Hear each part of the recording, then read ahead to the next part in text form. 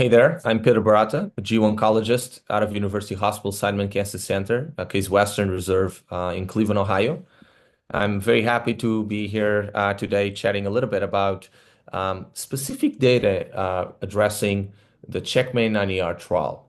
Just a quick summary, the 9 was a pivotal trial evaluating the combination of cabozantinib with nivolumab versus sunitinib for patients who were previously untreated advanced renal cell carcinoma.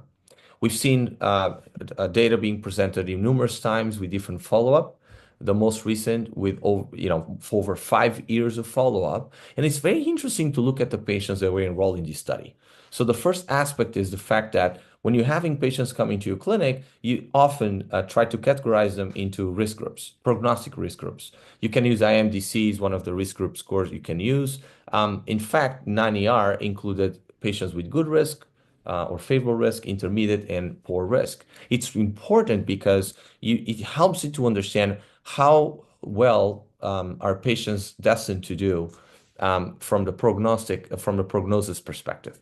So those patients were all included in the 9ER trial. What's reassuring from this particular combination of cabozantinib and nivolumab, we do see a superiority, a prolongation of disease control in all these subgroups. You see that when you look at PFS, that's measured PFS in the favorable risk, almost 2 years there for median PFS compared to 12 months or so. In the intermediate risk, around 15 or so months versus 7, as well as intermediate and poor as well. And so from that perspective, irrespective of the risk patients present with, you will see a superiority in regards to controlling the disease. The same when you look at overall survival in the intention to treat population, you know that the treatment with cabozantinib nivolumab achieve a prolonged overall survival. We're really talking, looking into about 4 years or so of median overall survival compared to about 3 years with sunitinib. So it's really important to take into consideration, this categorization of patients. The other aspect that we commonly see in clinical practice is thinking of how patients can present differently. Some will have lung mets, others might have bone mets or liver mets. We all know that the location, the sites of metastasis are independent prognostic factors. We know that patients with liver mets tend to do worse. We know that patients with bone mets tend to do worse.